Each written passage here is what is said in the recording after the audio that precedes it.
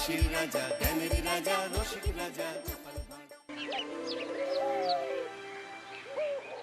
কি আজকে এত বেলা হতে চললো, কিন্তু সবাই এখনো পর্যন্ত এলো না।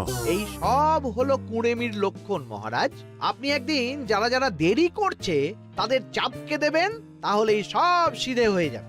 আর বলবেন না মহারাজ, আজকে গিন্নি কাঁচা লঙ্কা দিয়ে কুচো চিংড়ির ঝালটা যা বানিয়েছিল না, খেতে খেতে দেরি হয়ে গেল। গোলগাপ্পি দেওয়ার আর জায়গা পাও না না? বিশ্বাস করুন, সত্যি খুব ভালো রান্না করেছিল গিন্নি, তাই আবার আরেক হাঁড়ি ভাত চড়াতে বললাম। আর সেটা খেয়ে আসতেই তো দেরি হয়ে গেল। আরো এক হাঁড়ি? মহারাজ কিছু মনে করবেন না, এই পাঠশালা বন্ধ করে সব গুছিয়ে তবে এলাম। সুপ্রভাত মহারাজ। সুপ্রভাত মহারাজ। প্রভাত আজকে আর শুনেই, তোমরা সবাই এত কুঁড়ে হয়ে গেছো যে কি বলবো। মহারাজ, এই কুঁড়েমির আসল কারণ হচ্ছে চর্বি। কথায় আছে, যত বেশি চর্বি তত তাড়াতাড়ি মরবি। আপনি কি বলতে চাইছেন মন্ত্রী মশাই, যে আমি তাড়াতাড়ি মরে যাব আর আপনি মজা দেখবেন?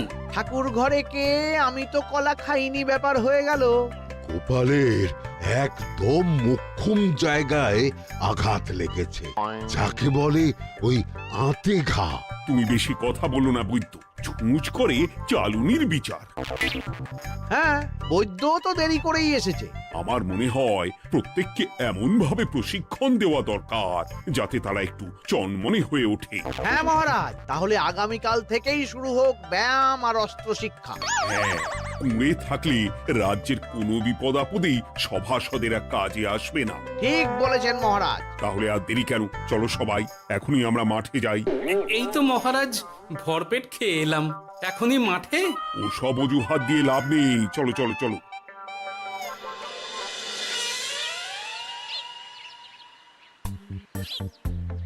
এবার সবাই সারিবদ্ধভাবে দাঁড়িয়ে পড়ো। এ কি, গোপাল কোথায়? মহারাজ, গোপাল আপনার পিছনে দাঁড়িয়ে আছে, চুপি চুপি। এই গোপাল, যাও যাও, মাঠের মাঝখানে গিয়ে দাঁড়াও।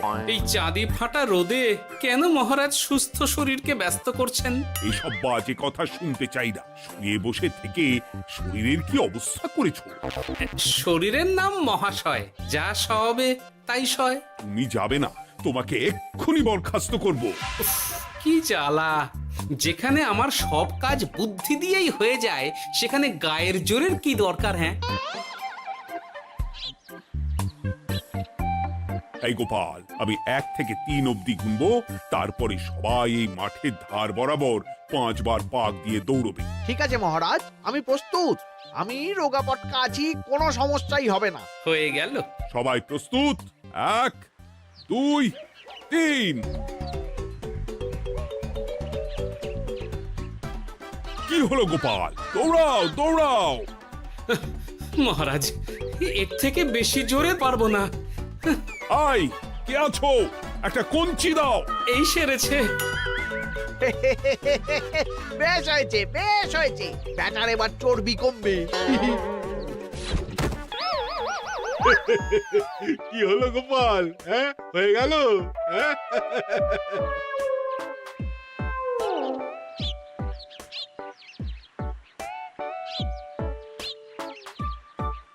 এই উল্টে উঠি, আমাদের দাদু উল্টে গেছে। হ্যাঁ, তাই তো দেখছি। চল চল গিয়ে দেখি। উফ, চেহারার কি অবস্থা বানিয়েছো গোপাল, হ্যাঁ? এতটুকু দৌড়তে গেলেই চিটপটাং। তাড়িয়ে দিন মহারাজ, এরকম বেঢপ চেহারা সভাসদকে আমাদের দরকার নেই। না না, তা বললে হবে নাকি গোপাল, তুমি এক্ষুনি বাড়ি চলে যাও, কালকে আবার মাঠেই দেখা হবে। এই দাদু বাড়ি চলো। ওরে বাবারে!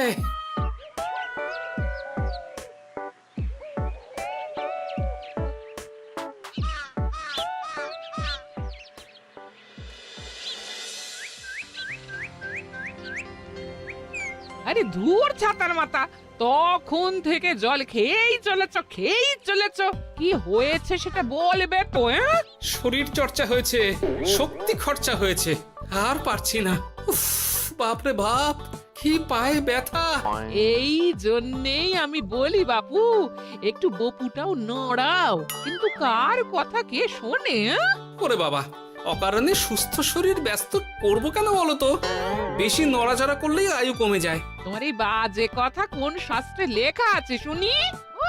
শাস্ত্রে কেন যাব, বাস্তবে জলজ্যান্ত উদাহরণ আছে। আমি মানতে পারছি না।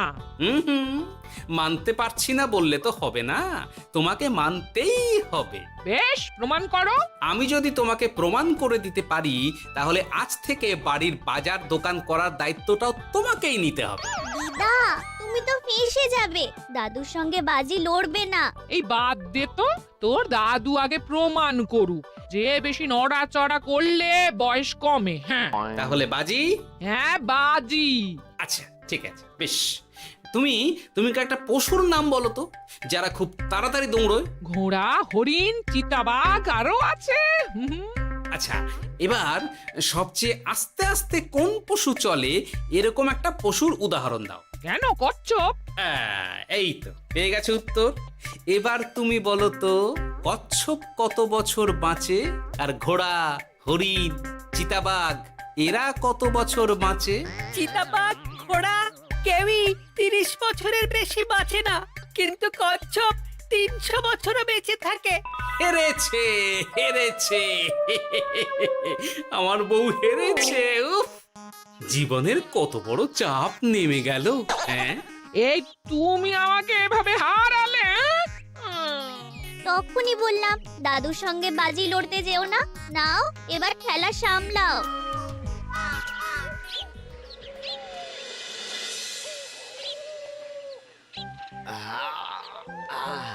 আরো ভালো করে মালিশ কর। আজকে ছোটাছুটি করে পা দুটো বেশ ব্যথা ব্যথা করছে। কালকে তো আবার অন্য পরীক্ষা। আরে আমার হালকা চেহারা আছে, সব সামলে নেব। কালকে তো অস্ত্র চালনা হবে, কালকে আমি কাঁপিয়ে দেব। কাঁপাতে তো হবেই মন্ত্রী মশাই। আমরা আপনার শরীরে এমন ঘষা মাজা করে দেব না, মনে হবে আপনি না একটা জলযন্ত্র অস্ত্র অস্ত্র চালনা করতে যাচ্ছে। বাস এই তো চাই।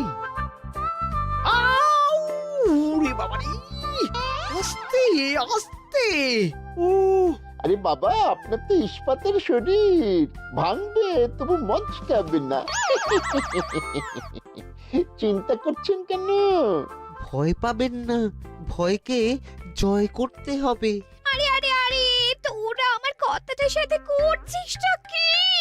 মানুষটা মরে যাবে তো। চিন্তা করো না গিন্নি।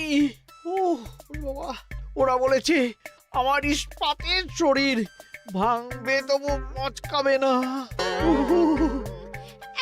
একবার এই বুড়ো বয়সে হাত পা ভাঙলে কি সামলাবে শুনি? মন্ত্রীমশাই, আমাদের বকশিসটা দিয়ে দিন, আমরা কেটে পড়ি। বাবারে বাবা, দিচ্ছি। এনে এত খাটানোর পরে এতেই এখন খুশি থাক। হ্যাঁ,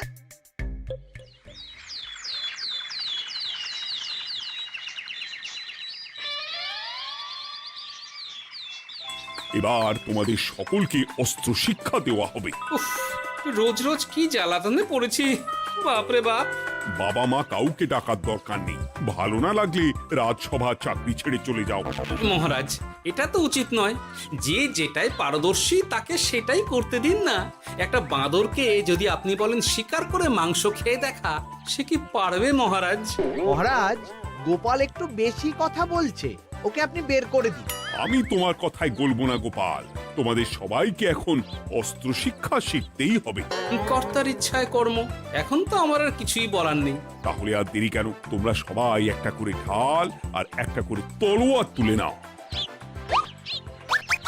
সেনাপতি, বলুন মহারাজ। তুমি সকলকে অস্ত্র শিক্ষা দেবে, তলোয়ার চালানো শেখাবে। এক এক করে প্রত্যেকে তোমার কাছে যাবে আর এক এক করে তুমি সবাইকে তলোয়ার চালানো শেখাবে। আচ্ছা মহারাজ, তাহলে ওই সবার প্রথমে চলে আসুন মন্ত্রী মশাই। হ্যাঁ, আমি প্রস্তুত। আমার শরীর ইস্পাতের মতো, ভাঙবো তবু মচকাবো না।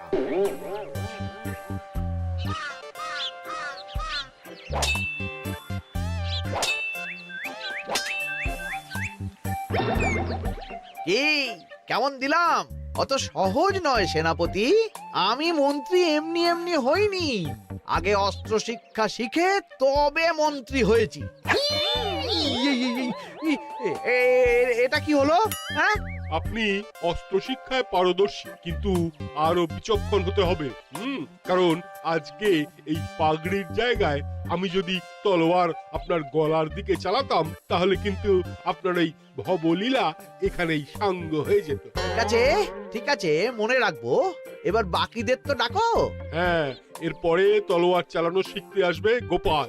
গোপাল দাদু, গোপাল দাদু। বাবা বাবা বাবা, গোপাল তুমি আবার দল বল নিয়ে এসেছো। দেখি তোমার কত দম। গোপাল, তুমি প্রস্তুত হও। হ্যাঁ হ্যাঁ, আমি প্রস্তুত।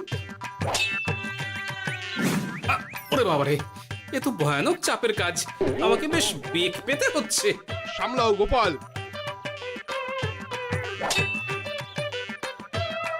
না, আমাকে অন্য রাস্তা দেখতে হবে। সেনাপতি, মহারাজের দিব্যি, তুমি আমার দিকে তলোয়ার ঢাল বাড়াবে না। এই এই, এটা কি হলো? সত্যি তো, এটা কি হলো?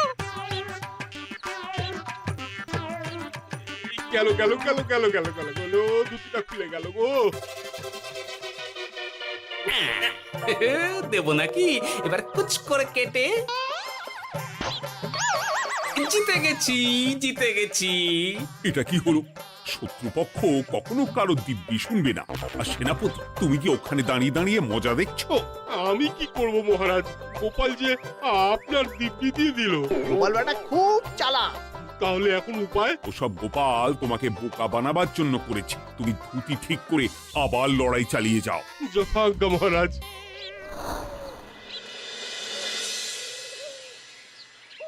কিরে ন্যাপলা, তোদের দিদা আমার জন্য কি রান্না করে পাঠিয়েছে রে? এই তো ভাত, আলু সেদ্ধ, এই পুঁই শাকের ঝোল আর রুই মাছের ঝাল। আর তোদের যে তোষক, বিছানার চাদর আনতে বলেছিলাম, এনেছিস তো? ওই তো দাদু, পুটির গুলটে আর বাকিরা সবাই ধরাধরি করে নিয়ে আসছে। ব্যাস, তাহলে তার কোনো চিন্তা নেই। খেয়ে একটা জব্বর ঘুম দেব, কারণ এখানে যা রঙ্গ দেখছি তাতে বিকেল হয়ে যাবে। তলোয়ার শিক্ষা আজকের মতন এইটুকুই থাক। এবার শুরু হবে বল্লম শিক্ষা। সবাই আবার আগের মতন সারিবদ্ধভাবে দাঁড়িয়ে পড়ো। আহ, তোদের দিদা পুঁই শাকটা কিন্তু বেশ জব্বর বানিয়েছে। তোদের দিদার হাতের রান্নার কোনো তুলনাই নেই। আহা, কি স্বাদ! এ কি, গোপাল আবার কোথায় গেল? এই তো মহারাজ, আমি এখানে ওই পুঁইয়ের ঝোল আর রুইয়ের ছাল দিয়ে ভাত খাচ্ছি। এসব কি মাঠের মধ্যে খাওয়া? আরে শরীরটাকে তো রাখতে হবে। তাড়াতাড়ি খেয়ে এইদিকে এসো। আসছি আসছি আসছি। এবার আমি তোমাদের দেখাবো কিভাবে বল্লম নিয়ে তেড়ে যেতে হয়। দেখান মহারাজ।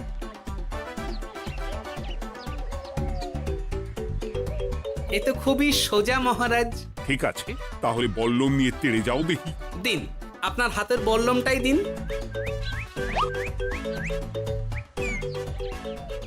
আরে আরে, গোপাল তো মাঠ থেকেই চলে গেল। আমি ডেকে আনছি মহারাজ। আরে আরে, ও গোপাল, গোপাল, মহারাজ ডাকছেন, থামো থামো। মহারাজ বলেছেন বল্লম নিয়ে তেড়ে যেতে, তেড়ে গিয়ে আবার ফিরে আসতে তো উনি বলেননি। আরে, এ তো মহা মুশকিল। উনি এক্ষুনি তোমাকে মাঠে ফিরতে বললেন। সেটা আপনাকে বলতে পারে সেনাপতি, আমাকে তো বলেনি। আমি চললাম।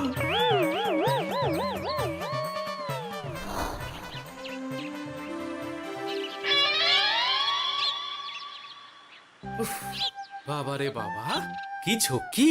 অনেক বুদ্ধি করে মাঠ থেকে খাটে চলে এসেছি। আমি আর উঠছি না। এ কি বলি, তোমাদের তো এখন অস্ত্র শিক্ষা নেওয়ার কথা। হ্যাঁ, তোমার বলা নেই, কোয়া নেই, অমনি বাড়ি চলে এলে। আরে বাবা, ওইসব অস্ত্র শিক্ষা মানেই সুস্থ শরীরকে ব্যস্ত করা, অসহ্য খাটনি, অযথা কষ্ট। কষ্ট করলে তবেই কেষ্ট পাওয়া যায়। হ্যাঁ, তোমায় আমি আগেও বুঝিয়েছি, যেখানে বুদ্ধি কথা বলে সেখানে দেহের শক্তি নীরব দর্শক গিন্নি। আরে বাবা, সে না হয় বুঝলাম, কিন্তু মহারাজ তো ভালোর জন্য সবাইকে অস্ত্র শিক্ষা দেওয়ার চেষ্টা করছে না? আরে বাবা, যার যা কাজ তাকে সেটা করালেই পারে। মহারাজ তো সেটা বুঝতেই চাইছেন না। আমি এখন ঘুমো।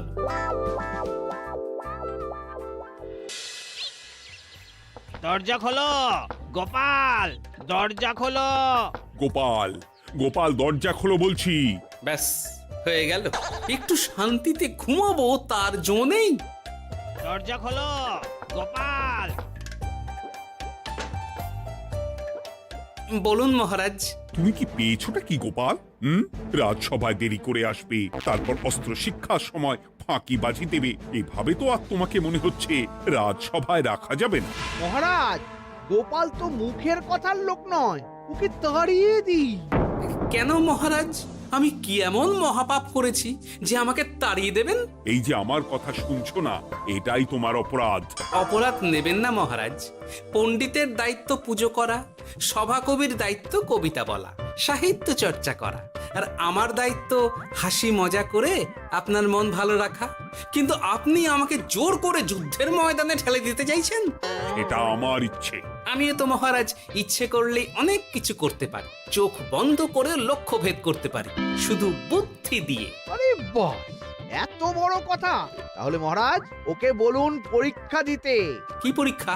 আমি একটা ঘরে বর্ম পরে দাঁড়িয়ে থাকবো। তোমার হাতে অস্ত্র দেব, আমার মাথায় একটা আপেল থাকতে হবে, আর তুমি কিভাবে আমার মাথা থেকে ওই আপেল ফেলতে পারো দেখব। এ তো খুবই সোজা। কি গোপাল, তাহলে লড়বে নাকি বাজি? হ্যাঁ, লড়তে রাজি আছি। তাহলে আজ রাতেই হয়ে যাক পরীক্ষা। যদি এই পরীক্ষায় উতরে গেলে তো ভালো, নইলে তোমার চাকরিটা গেল। গোপাল, তুমি পারবে তো? সে দেখাই যাবে। আজ রাতে তাহলে রাজবাড়িতে দেখা হচ্ছে। যদি আমি এই পরীক্ষায় বিফল হই, তাহলে আমার চাকরি আপনি কেড়ে নেবেন, আর যদি সফল হই তাহলে মন্ত্রী মশাইকে শাস্তি দেবেন। আমি নিজে সারা কৃষ্ণনগরে নাক্ষত দেব। বেশ, দেখা যাক।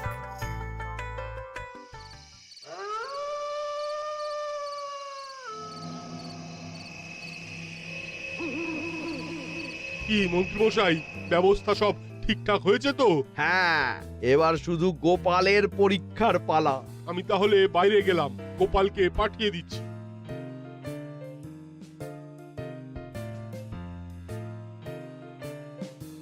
এবার যাও গোপাল, ঘরের ভিতরে যাও, দেখি তুমি কি করে মন্ত্রীর মাথা থেকে আপেল ফেলতে পারো। আপনি তো শুধু আমার চোখ ঢেকেছেন, আমার নাক, মুখ, কানও ঢেকে দিন, যাতে ঘ্রাণেন্দ্রিয়, শ্রবণেন্দ্রিয়েরও সাহায্য না নিতে পারি। বেশ, তাহলে তাই হোক। আয়, কে আছো? গোপালের মুখ, নাক আর কান ঢাকো। যথা আজ্ঞা মহারাজ। একটু একটু মোটা কাপড় দিয়ে নাক মুখ ঢাকো, হ্যাঁ, যাতে সেভাবে আপেলের গন্ধ না পাই। বেশ বেশ।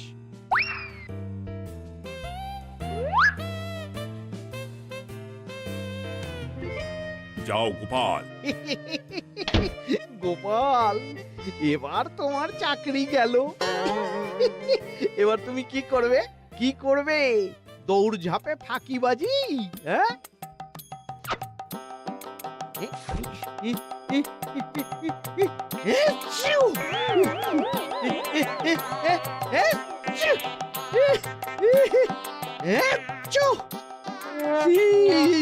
গেল গেল গেল গেল গেল, আপেল পড়ে গেল। আপেল পড়ে গেল? মহারাজ, এর মধ্যেই গোপাল আপেল ফেলে দিয়েছে। ঘরের ভেতরে চলো।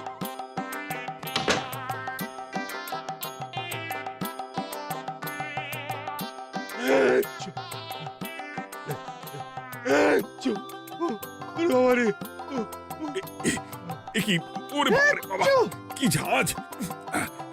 ওরে বাবারে বাবা। কি মহারাজ, দেখলেন তো গোপালের চমক? অস্ত্র ছাড়াই আপেল ফেলে দিলাম। কি, এটা তো তুমি নীতি বিরুদ্ধ কাজ করেছো। সারা ঘরে নস্যি ছড়িয়ে দিয়েছো। মহারাজ, হাঁটতে গিয়ে আপেল পড়ে গেছে। এবার সারা কৃষ্ণনগরে নাক্ষত দিতে হবে। সত্যি সত্যি গোপাল, বুদ্ধিতে তোমার জুড়ি মেলা ভার। আমার নাম গোপাল ভাঁড়, একটা কথা মনে রাখবেন, কেউটে সাপের লেজে পা দেবেন না, আর গোপালের কাজে বাধা দেবেন না। যে কাজ বুদ্ধি দিয়ে করা যায় তার কাছে শক্তি ছোট্ট শিশু মাত্র। সত্যি গোপাল, আজ তুমি সেটাই প্রমাণ করে দিলে। আর আজ থেকে তোমাকে তোমার ইচ্ছার বিরুদ্ধে খাটাবো না। তুমি খাও দাও, ভুড়ি বানাও। যার যা কাজ সে তাই করবে। যেমন এখন মন্ত্রী মশাই নাক্ষত দেবেন, হ্যাঁ? ভুল করে বাজি ধরে ফেলেছি, এখন নিজেই চাপে পড়ে গেলাম। তাহলে আর দেরি কেন? নাক্ষত এখন থেকেই শুরু হোক। কৃষ্ণনগরের রাস্তা শেষ হতে হতে সকাল হয়ে যাবে।